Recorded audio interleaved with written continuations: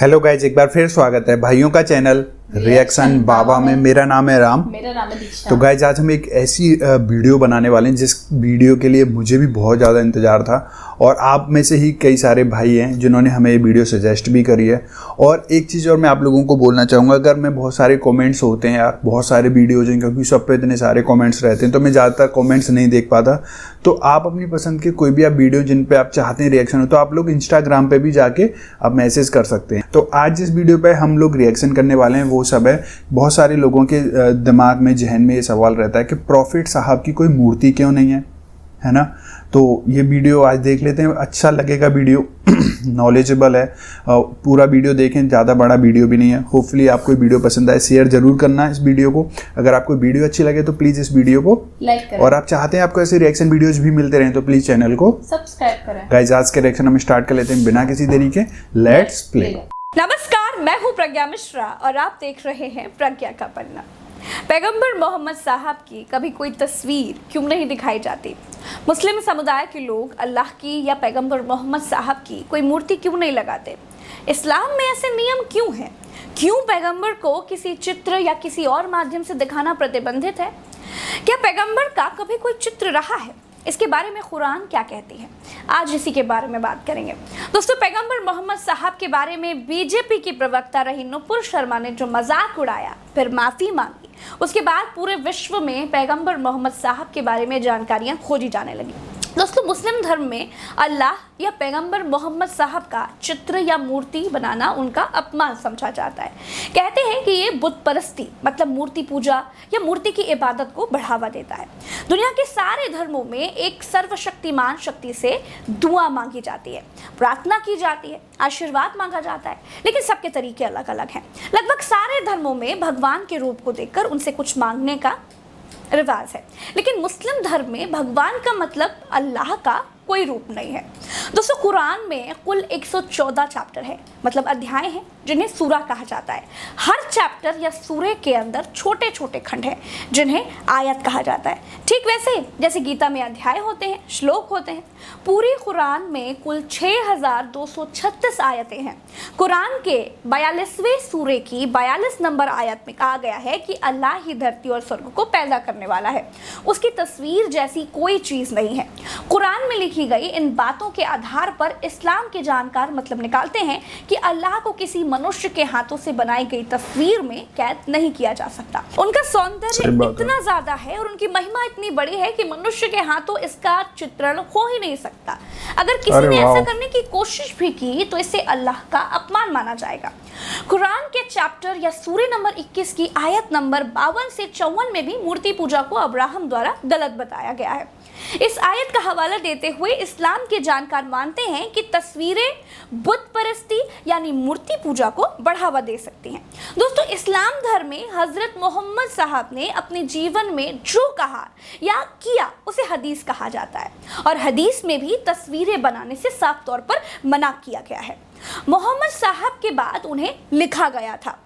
इस्लामी परंपरा जीवित प्राणियों की, खासकर मनुष्यों की तस्वीर बनाने पर पूरी तरह से पाबंदी लगाता है।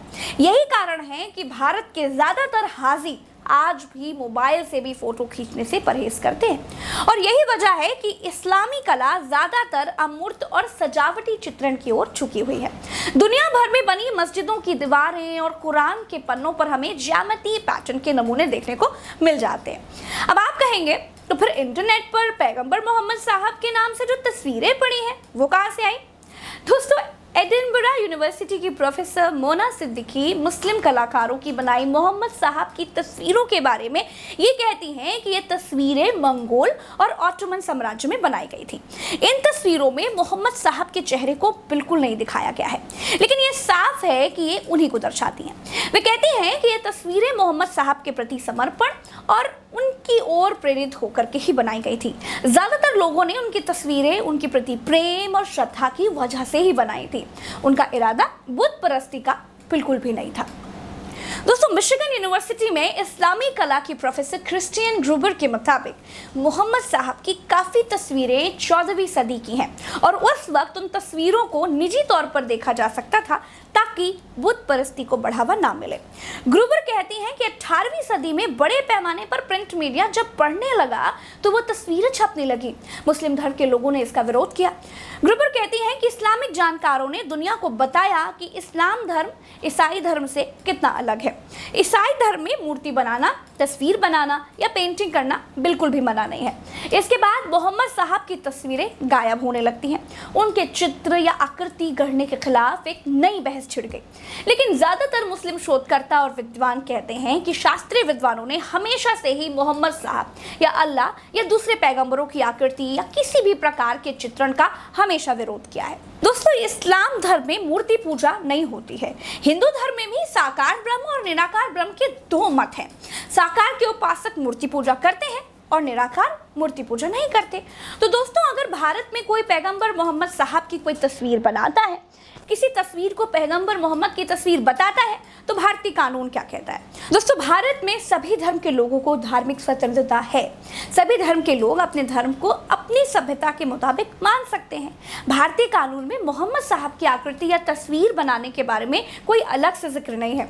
इस बारे में कोई भी शिकायत धार्मिक मामलों से संबंधित भारतीय दंड संहिता के तहत दर्ज की जा सकती है। धार्मिक भावनाएं आहत होने, दंगा भड़कने की आशंका आईपीसी की धारा 153A और 153B, 295A और 298 के तहत इस तरह के मामले दर्ज किए जाते हैं। तो दोस्तों, उम्मीद है कि आपको समझ में आया होगा। मेरे हिंदू भाई बहन को भी समझ में आ गया होगा कि इस्लाम धर्म में उनके भगवान या इष्ट या अल्लाह या गॉड की कोई तस्वीर क्यों नहीं है। तो गाइज, ये वीडियो थी, बहुत इंटरेस्टिंग थी सच में। और ये आज हमें भी पता चला है ना कि प्रॉफिट साहब की क्यों मूर्ति नहीं है। क्योंकि एक तो ये चीज़ हमने भी जानी है, हमने इतने सारे रिएक्शंस किए हैं आज तक कि उनमें भी जाना है कि मुस्लिम कम्युनिटी के लिए बुत परस्ती करना यानी कि मूर्ति पूजा करना मना ही है, उसके लिए मना है पूरा। क्योंकि जो ऊपर वाला है उनका भगवान अल्लाह है, उनको किसी मूर्ति में सांच के उनका एक ढांचा बना के उनकी एक चित्रण करके उनकी सुंदरता को मतलब एक तरीके से बेकार बोलना होता है। क्योंकि वो इतने ज़्यादा सुंदर थे कि वो किसी तस्वीर में नहीं आ सकते, किसी मूर्ति में उनका आंकलन नहीं हो सकता। तो वीडियो बड़ा प्यारा था, होपफुली आप लोगों को अच्छा लगा होगा। शेयर जरूर करें गाइस दोस्तों के साथ। अगर वीडियो अच्छी लगी है तो इस वीडियो को लाइक करें, और अगर आप चाहते हैं आपको ऐसे रिएक्शन वीडियोज भी मिलते रहें तो प्लीज चैनल को सब्सक्राइब करें। गाइस, आज के रिएक्शन में बस इतना ही, मिलेंगे नेक्स्ट किसी रिएक्शन में। तब तक thank you so much for watching. Bye bye guys, see you guys, take care guys.